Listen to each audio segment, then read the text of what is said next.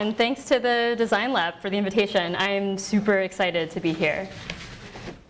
So, my lab in the psychology department, which will be opening its doors this summer, aims to understand the human cognitive toolkit. This amplifies our ability to learn and communicate. And some of these, which I'll call internal cognitive tools, we apply in the privacy of our own minds. For instance, memory. We might rehearse our grocery list to ourselves so that we can remember it once we're in the store. We think about the turning points in our lives, a book we read, a mentor we had, the summer we met our best friend, and this helps us come up with explanatory narratives for who we are. In other words, we don't just passively accumulate memories over time, we actively manage the memories that we form and keep. And so I've been fascinated for a long time by these active and goal-directed uses of memory, how the active recalling a recent experience we had can affect our memory for it later, exert automatic control over what we pay attention to, as well as influence judgments we make in the present about what we see. Memory is an invisible but powerful and pervasive tool. In the past 5 years, though, I've become increasingly inspired by the cognitive tools that we apply outside the mind. And one of the most important of these is communication. Now, there are many ways that we accomplish this, including speech, of course, and gesture. But arguably, a real watershed moment in the history of human communication was the invention of graphical representations, which we figured out how to do at least 65,000 years ago. The reason being that the most basic version of this tool, drawing, which we now thoroughly take for granted, allowed humans to encode thoughts outside themselves in a durable form for the first time and share these artifacts with others. And these durable formats, in turn, unlocked so many possibilities for human cognition and culture, from map making to writing to modern data visualization. For example, this is John Snow's famous dot map of cholera cases during a severe outbreak of the disease in London in the 1850s. On this street map, he overlaid a histogram to visualize where cases were concentrated. And by making this picture, he cleverly constructed a visual argument that the culprit lay in the water supply and the source was the Broad Street pump, right in the middle. More recently, we've developed new visual idioms to communicate about invisible things. So here is the community structure implied by the pattern of links between political blogs, telling us something about the insulating nature of our political discourse in this country. And note that this was actually made in 2005, and these are issues that are even more palpable today. So the main hypothesis that's been driving my work is that all these different forms of visual communication arise from three cognitive systems working together in the brain. The perceptual system, so the set of computations that transform light coming in through our eyes into the meaningful experiences that we have of the visual world. Action, how we use our bodies to do lots of different things, including actions enabled by new technologies, as well as social reasoning, this amazing capacity that we have to not only think about stuff, but to think about other people, what they believe, what they want, and what they know. And in this work, I've been using drawing as a principal case study in visual communication. This is because I think that a deep and thorough understanding of drawing, which was our first breakthrough mark-making technique, will lead to insights that apply generally to other forms of visual communication. And more broadly, beyond communication, it's a powerful approach for studying how different parts of the brain work together to give rise to complex natural behaviors. Second, it is a fount of rich, high-dimensional data that can reveal the structure of our conceptual knowledge. And gaps in our knowledge, as the case may be. So here's a story I love. Gianluca Gimini, a designer based in Italy, used to approach his friends with a seemingly simple request. In his own words, I would walk up to them with a pen and a sheet of paper asking that they immediately draw me a men's bicycle by heart. Soon I found out that when confronted with this odd request, most people have a very hard time remembering exactly how a bike is made. Some did get close, some actually nailed it perfectly, but most ended up drawing something that was pretty far off from a regular men's bicycle. So, being a designer, he took these 2D sketches and brought these impossible contraptions to life in 3D renderings. Clearly, you could never get anywhere on these. This one doesn't even have pedals, which is amazing because we all probably think that, yeah, I know what a bike looks like. And this goes to show how revealing drawings can be of what we know when we have to start from scratch. And third, drawings generate new visual representations that by highlighting some information and not other information can not only reflect what we know, but can drive further learning and discovery. This is a prominent motif throughout the history of science, in which drawings and diagrams have been powerful tools to make and share discoveries about the natural world. So, for example, in the top left, John Gould's iconic drawings of the finches that Darwin observed on the Galapagos Islands helped to make variation in beak structure really clear. And this paved the way for identifying natural selection as a potential latent cause of this biological variation. Okay, so here's the puzzle of pictorial representation. We perceive the drawing on the right as representing, even resembling, the bird on the left. What operations performed by the brain allow us to see this correspondence in a single glance? On the one hand, you might have the intuition that drawings can be thought of as trying to recover the edges in an image of an object. And since edges can be extracted using fairly simple computations as applied to images, you might expect this resemblance relation to be captured very early on in visual processing. At the far other extreme, the philosopher Nelson Goodman famously argued in Languages of Art that the ability to perceive drawings as representing objects could not depend on resemblance because there aren't features that are common and inherent to both. Instead, pictures denote objects the way that words can denote objects through arbitrary and conventionalized habits of seeing, if you will. And according to this view, drawings and pictures can't converge based on visual computations alone. This convergence can only start to occur downstream, so to speak, of visual processing. Now, coming to this debate 50 years later, and from the perspective of computational neuroscience, we reframed the question of how representations of sketches and natural images of objects converge as being basically the problem solved by the ventral visual stream. That is, a set of brain regions along which simple visual features encoded in the earliest areas of visual cortex are transformed successively to support object identification in high-level visual cortex. And so my collaborators and I built on abundant and converging evidence over the past 5 years that deep convolutional neural networks optimized on challenging visual tasks can learn general-purpose feature representations that predict neural population responses along the ventral stream, as well as support a wide variety of visual tasks, even beyond recognition.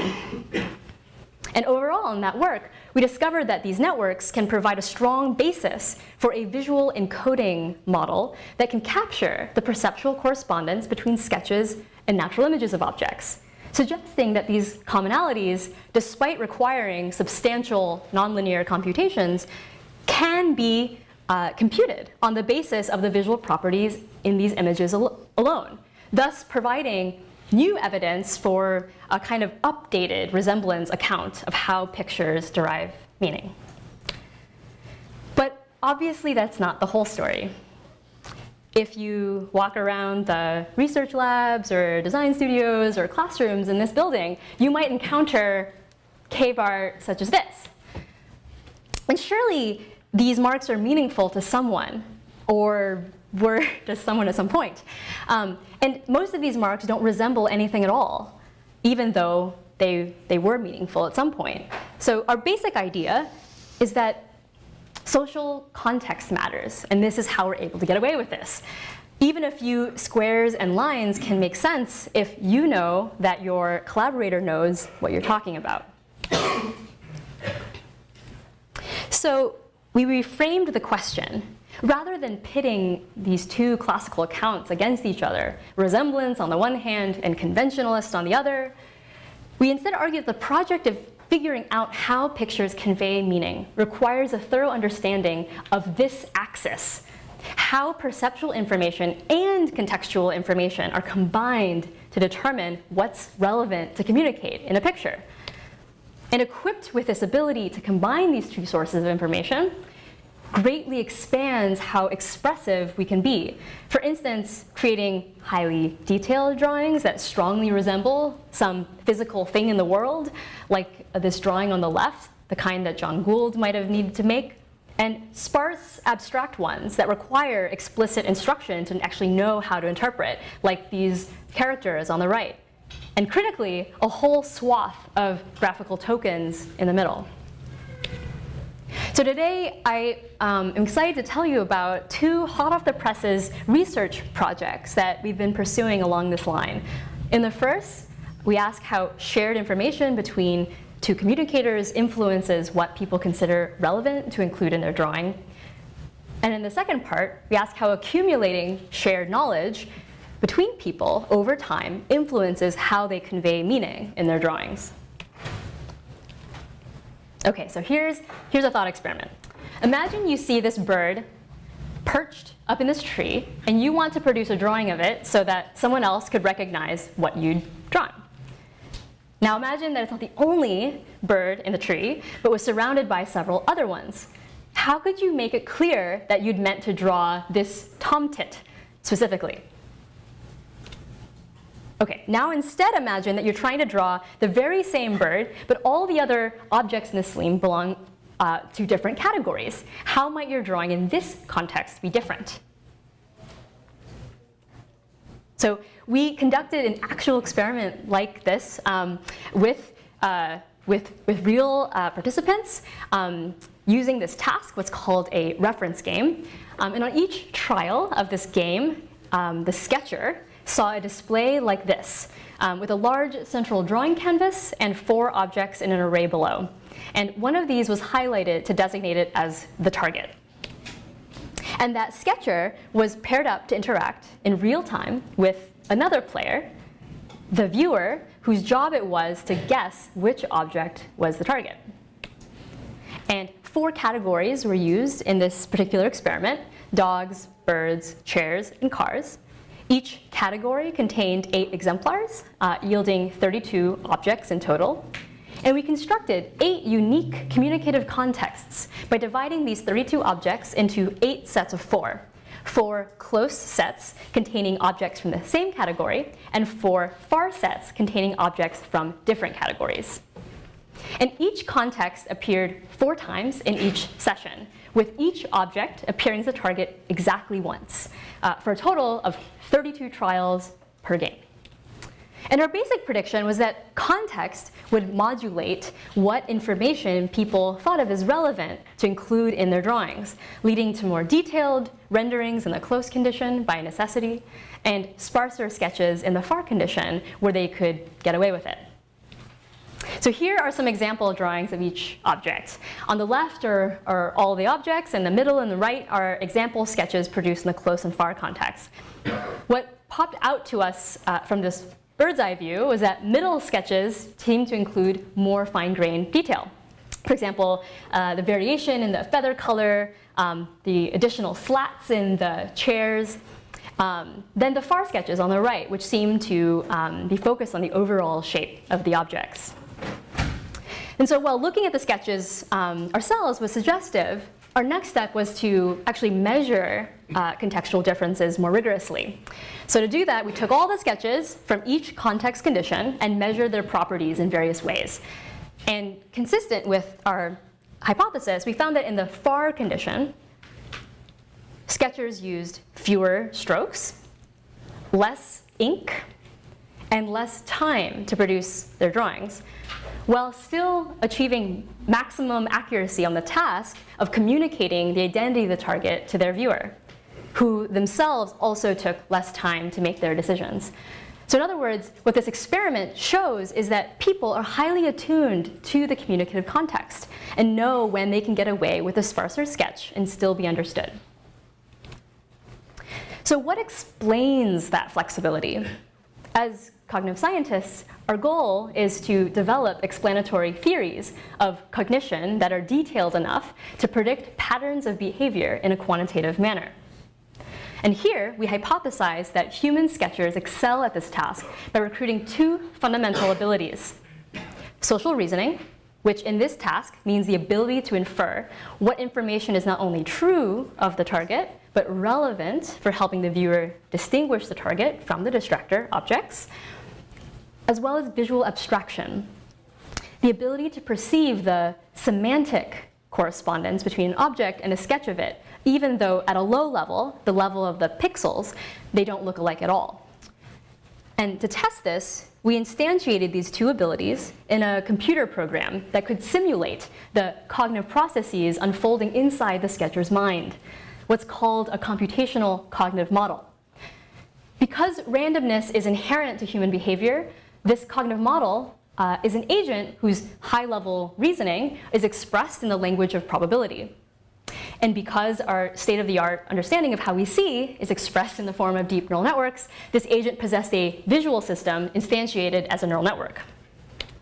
Okay, so I'm going to unpack how these pieces fit together. We'll start with the high-level social reasoning piece. What this expression says is that overall, the sketcher, big S, is trying to pick the right sketch to produce, little s, given the identity of the target object, O. The term on the right captures the fact that the sketcher produces a sketch proportional to how much communicative utility it provides, or curly U. Curly U is a function of one sketch and one object and is defined as the difference between two terms, an informativity term and a cost term. Informativity is defined in terms of an imagined viewer, curly V, who assigns different probabilities to the four objects depending on the sketch that it sees. So this means that the sketcher believes a sketch to be informative insofar as it thinks it actually helped a viewer believe that the true object was the target. The second term is cost, and this acts to penalize sketches that take too long or too much ink to make. And so the best sketches are highly informative and easy to make, and the worst sketches are uninformative and take forever to make. And where does curly V, the viewer distribution, come from? Here we define the viewer's belief distribution over objects to be directly proportional to how strongly the sketch resembles each object in an absolute sense. Okay, so the upshot of this is that the sketcher is thinking about the viewer and trying to include enough detail so that they can identify the target while avoiding excess effort. And the viewer, meanwhile, is trying to select the object with the highest compatibility with the sketch. Now, being able to use this formalization to generate behavior requires that we know two quantities. First, how costly each sketch was to make, and how well individual sketches resemble each object.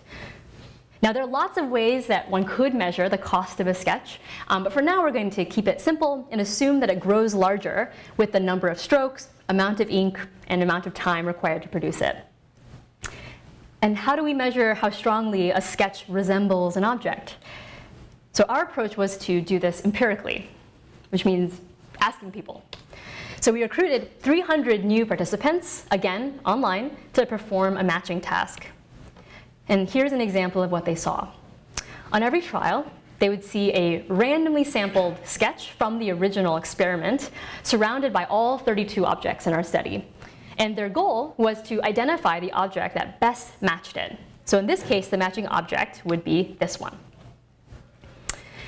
And an assumption that we'd made in interpreting our previous results is that all that additional time and ink and strokes actually went towards, in the close condition, actually were useful for making the close sketches better resemble the target object. Now, if that's true, we should see more accurate identification for close sketches relative to far sketches, even out of context. And so that's indeed what we see for all 4 categories, with close sketches, the red bars here, being correctly matched more often than far sketches, the yellow bars. Though there was some variation that's quite interesting across categories, with the chairs being easier in this data set and the dogs being harder. The dashed line towards the bottom is the accuracy that you'd expect if people were just guessing completely at random. Each sketch was tested around 10 times with different people, and we computed the similarity, or the resemblance, between the sketch and each object to be the proportion of those 10 trials on which that object was selected. So if the nightingale was selected 7 times out of 10, the similarity was 0.7. If on the other 3 times it was confused for the sparrow, then its similarity to sparrow would be 0.3. Once we collected these similarity measurements for every sketch and every object, we could derive what the informativity would be in context. So to walk through an example, say these are the 4 objects in context, and here are 2 sketches that someone might draw. We can treat the thickness of the blue line as reflecting the absolute similarity of each sketch to the target bird. So the bottom sketch is highly similar to the target, and the top one is moderately similar. But the top sketch is still a poor match for the other objects. Now let's consider informativity to a viewer in context. So to compute this, you take the 4 similarity values and pass them through a function that normalizes them, meaning they will all lie in the range between 0 and 1 and add up to 1. And after doing this, the bottom sketch is still informative. But there will also be cases where the top sketch, despite not being the best absolute match to the target, is still relatively informative in distinguishing the target from the distractors. And when you additionally account for the fact that the top sketch is lower in cost to produce than the bottom sketch, you can see why a communicative sketcher would prefer to produce it. So that's how our full model works, which takes both context and cost into account when evaluating how useful a sketch is for communication. And using this full model, you can actually run simulations from it, where you show it exactly the same information that we gave to our human participants and see how well its behavior matches people's behavior. You can also do experiments where you change components of the model in some way and see how much those components matter. So here we hypothesize that context sensitivity should matter. And to test this rigorously, we compared our full model on the first row to an alternative one in which the informativity term was replaced by raw, unnormalized resemblance. So if only absolute resemblance mattered, people were only trying to produce sketches that were as closely representational of the target object, then this model, the second one, should perform just as well. And in the leftmost column, I'll be displaying what's called a Bayes factor. This reflects the comparison between the full model and this alternative one. And where this value is positive, this means that the data are more likely under the full model than the alternative. And the more positive, the better an explanation the full model provides. But we found that context sensitivity really matters. In other words, taking it away makes the model a lot worse at predicting patterns of human behavior. Next, to test how much cost sensitivity mattered, we did the same thing. We compared our full model to an alternative where we simply took out the cost term, and found that this too led to substantially worse predictions. So these results so far provide strong evidence for the importance of social reasoning, that the way people manage to be so flexible during visual communication is by being sensitive to the information they share with their viewers and adjusting how much effort they spend accordingly. The second part of our hypothesis was that human sketchers rely on high-level perceptual information rather than low-level features to determine how strongly a sketch resembles something in the world. And we operationalized visual abstraction as the layer number in a deep convolutional neural network. This consists of a stack of layers that apply multiple stages of essentially matrix multiplication and addition to represent images in an increasingly abstract way. And in our prior work, we'd found that higher layers in these networks, which are further from the image, provided a better basis for capturing the abstract correspondences between sketches and natural images than lower layers. And so here we expected to replicate that finding. And in our experiments, we used a popular architecture called VGG19, named after the research lab at Oxford that originally developed it. And an important challenge that we had to overcome is that although raw features from VGG do a good job of capturing general category-level relationships between sketches and natural images, that a bird sketches of a bird, they do a much less good job of capturing the relationship between a particular sketch and a particular object. So to handle this issue, we made some slight modifications to the architecture. We duplicated the VGG visual backbone, one for sketches and used the other one for objects, and then trained what we called an adapter neural network on top that combined information about both images to predict their correspondence. So in every pass, the encoder takes in a pair of images, one sketch and one object, and outputs a similarity value in the range 0, 1. And to test the importance of visual abstraction, we performed similar lesion experiments, where we took 3 of these adapter networks that intercepted image features from different network layers, a high, fully connected layer, quite abstracted from the image, a middle layer, and a lower layer. And outputs from these visual encoder variants were all plugged into the utility function for a fully communicative sketcher that cares both about context and cost. And again, I'll be showing you Bayes factors, where the more positive the value, the more likely the data are under the high abstraction visual encoder than the lower abstraction variant. And so we find massive effects of visual abstraction, where higher layers outperform mid-level features and low-level features by a huge margin. And so these results show that people are using pretty sophisticated visual processing mechanisms rather than simple low-level visual information to perceive the abstract relationship between simple line drawings and things in the world.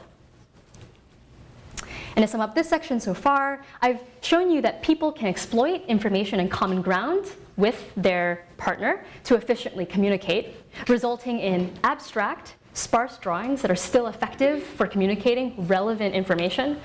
And we found that our best performing computational model of this behavior combines a neural network model of visual processing and a probabilistic model of social reasoning. And together, this work provides a first computationally explicit theory of how perception and social cognition support contextual flexibility in real-time visual communication. Okay. Having demonstrated the importance of social context for explaining how people spontaneously modulate the level of detail in their drawings, we want to push further in this direction to ask how the accumulation of shared information, that is by repeatedly referring to the same object throughout an interaction, affects how it is depicted over time. And motivating this question was a desire to understand how increasing abstraction in pictorial representations might come about. How, for instance, this bird in this tree might be drawn this way one day, but be transformed across generations into a quite abstract character representing that bird, but where cultural learning is crucial to interpret it correctly. And to investigate this phenomenon in a controlled setting, we again employed a drawing-based reference game setup where we recruited 2 participants at a time who shared a context containing 4 objects. The sketcher, again, wanted to communicate about one of these objects, making a sketch, and the viewer looking on is told to try to guess which object the sketch is referring to as soon as they can. And we're interested in the consequence of repeatedly referring to an object on visual communication behavior. So we employed a pre-post design, where some objects were drawn repeatedly, 8 times to be exact, and other control objects were drawn only once at the beginning and the end. Now, it was important for the task to be challenging enough for participants to produce an informative sketch that contrasted the target from the distractors. So we basically adapted the close condition from that previous experiment and sampled objects in a more controlled way. We targeted a single object category within a 3D object database called ShapeNet and applied a clustering algorithm to derive 2 clusters here containing 8 objects each. For each interaction, we then sampled 4 objects from one cluster, which we assigned to the repeated condition, and these were drawn 8 times throughout each interaction. Then we sampled 4 other objects to provide a measure of baseline changes that couldn't be attributed to repeated depiction. So here's an example sequence of drawings produced by one participant of the same object over time. Now, of course, in the experiment, the different repeated objects are interleaved with others, but I've displayed them here consecutively so you can see the trajectory taken. And now here's that same object, but a sequence of drawings produced by a different participant in a different interaction. As you can see, here they focus on the top rim of the backrest rather than the seat. And so here are some more examples of different trajectories. And what popped out to us immediately as we scanned from left to right, looking at these visualizations, is how the later drawings appeared to get sparser and more abstract. And this was borne out statistically in a formal analysis of the number of strokes that were used across repetitions. And this made us wonder what impact this was having on their ability to communicate effectively. Were participants just getting tired or losing steam? So here I'm going to show you a plot of how well participants were actually performing this communication task over time. We measured task performance in terms of efficiency. And efficiency is just a way of combining accuracy and response time into a single number. So participants are efficient insofar as they're both accurate and fast. And what we found were these really consistent gains in efficiency for the repeated objects. The slope, in other words, was highly positive, so these later trials are substantially faster and more accurate. Next, you might wonder whether this is just a practice effect. Maybe participants are just getting used to the interface of drawing on a digital canvas. So we also examined the change in efficiency for the control objects and found that while there does seem to be a positive effect of practice, so the gray line has a positive slope, it's not as positive as the repeated curve, suggesting that the benefits of repeated communication did accrue in a way that was specific to the objects that they'd drawn a lot. So then we thought, perhaps these gains just reflect the effective practice for those objects, and these later sparser drawings are still identifiable based purely on their visual properties, rather than being so effective because of the particular interaction history between the two participants. And to measure the contribution of the inherent visual properties of these drawings, we took advantage of the fact that we had multiple sketchers draw each object repeatedly. And insofar as the inherent visual properties of these drawings were driving communication task performance and not the accumulation of shared knowledge between the two participants in that interaction, we figured that if we scrambled these drawings across interactions and showed them to other observers, they should be able to match each drawing to its corresponding object just as well as the original viewers had. So to test this, we recruited 245 new participants in a shuffled group to do just that. They performed exactly as many trials as the viewers had in the original experiment, with exactly the same number of repetitions of each target. The only difference was that the sequence of drawings they tried to identify all came from different interactions, as if they were all eavesdropping on different conversations at different points in time. However, there are other differences between the task conditions that the shuffle participants were placed in compared to the original reference game viewers. For instance, the original viewers were able to see each drawing being produced stroke by stroke in real time and interrupt as soon as they knew their decision, whereas the control group viewers only saw the final drawing and didn't have the ability to give the sketcher feedback in the form of interruptions or waiting longer so they could get more information. So to control for those task differences, and also to give us an estimate of the contribution of viewer feedback during communication, we included a second control group, which we call the yoked group, that saw exactly the same sequence of drawings from a single interaction.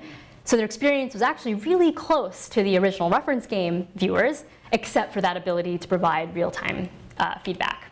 Okay, so here I'm showing you again communication efficiency over time for the three groups, the original communication group, as well as the yoked and shuffled control groups. And overall, we found really strong gains in efficiency for the yoked group, which we expected given that their experience was so similar to the original viewers, although not quite as good, suggesting that viewer feedback contributed at least somewhat to those gains in performance. But by far the most salient finding from this experiment was that this gap between the yoked and shuffled groups was there. And now these shuffled participants performed exactly the same task of identifying various sketches of the same targets, the same number of times. The only difference for the shuffled group was that the sketches that they were trying to identify came from different interactions. And it suggests that the continuity of interaction history does play a role in explaining how people were able to succeed with such sparse drawings by the end. Raising the question, if there are interaction-specific dynamics at play, what are they? Well, it looked to us, at least from afar, that what they might be doing is, one, discovering a way of drawing a chair and then settling on it, and two, that different people might be discovering different ways to do this that work. So to test this idea quantitatively, we wanted to analyze how the drawings themselves were changing over time. And so building on what we'd done before, we extracted these sketches' high-level visual features using a CNN and analyzed how these visual properties changed over time. And there were three aspects that we were especially interested in. First, we asked to what extent drawings were changing at all, by measuring the similarity between successive drawings to the initial drawing they produced. And we found that later drawings were indeed progressively less similar to their initial drawing. And we'd also been interested to see whether drawings stabilized across repetitions within an interaction. So we computed the pairwise similarity between successive drawings. So like the first and second and third and fourth, and so on. And here we found that the similarity between successive drawings also goes up within an interaction, suggesting that sketchers were settling on a way of drawing that object and sticking with it. Third, we are interested in the degree to which participants from different interactions drew even the same object in different ways. So we analyzed the similarity between drawings, say, made on the fifth repetition, but by different participants. And we found that the similarity between drawings produced in different interactions decreased across repetitions. In other words, that the drawings different people were making of the very same object were diverging over time. Okay, to summarize, we found in this study that repeatedly depicting an object leads to increased communication efficiency, and that these gains reflect a combination of distinct task level, object level, and interaction-specific factors. And that the drawings that people produced became increasingly consistent within an interaction, yet increasingly different across interactions, suggesting that multiple solutions may actually exist in the space of what you might call graphical conventions that can be used to solve the communication problem. And more broadly, these results from these studies support the idea that the accumulation of shared knowledge, in this case via repeated depiction, can lead to the emergence of representations whose meaning are increasingly determined by shared knowledge between communicators rather than their visual properties alone. And the take home, I think, is that synthesizing theories across different cognitive domains, here theories of how we see, visual perception, and theories of how we think about other people, social cognition, can give us new insight into rich aspects of human cognition and behavior. And doing so can help explain our remarkable ability to handle this massive dynamic range, really, in visual abstraction that we do, to generate and make sense of a wide variety of graphical material, from life drawings to abstract symbols and icons and everything in between, all of which coexist in the modern world. And the next phase of this work here at UCSD will build directly on this foundation. So one prong, this lies in the domain of artificial intelligence. So our goal is to press on in developing computational cognitive models that can perform these tasks, including visual communication, the way that people do. A second prong will be in neuroscience. That is, the point of building such models is to apply them to better understand how these complex behaviors are implemented in the brain. And in some very recent work, we've been using functional MRI to measure how perceptual information is transmitted between different regions in the brain in real time while people produce drawings. And then a third prong will be in the domain of education, cognitive development, and human-computer interaction. That is, our theory should also shed light on how kids learn and how to develop technologies that help them learn better. So kids draw a lot. What can their drawings tell us about what they're learning? And what kinds of interfaces are best for supporting their ability to express their ideas? And these specific lines of research are, in the end, driven by a much broader admiration for the cognitive tools that people use to actively make sense of their experiences, with remembering, deciding, and communicating being just some of the tools that we've studied so far. Our toolkit is obviously quite a lot larger than that, so there's lots more to discover. And in the long run, by focusing on generative approaches to learning, we'll have a much fuller understanding of how we turn the data that we consume into meaningful knowledge. And if you're interested in learning more about any of these research directions, please reach out. This is how you can send me an email to introduce yourself. You can go to our lab website. You can find all of our papers. All of our code is open and available on GitHub. And you can also come in person in a few months to check out our new lab space in McGill. Okay? Finally, I'd like to thank my amazing collaborators in all this work, funding sources, and I'd be happy to take any questions.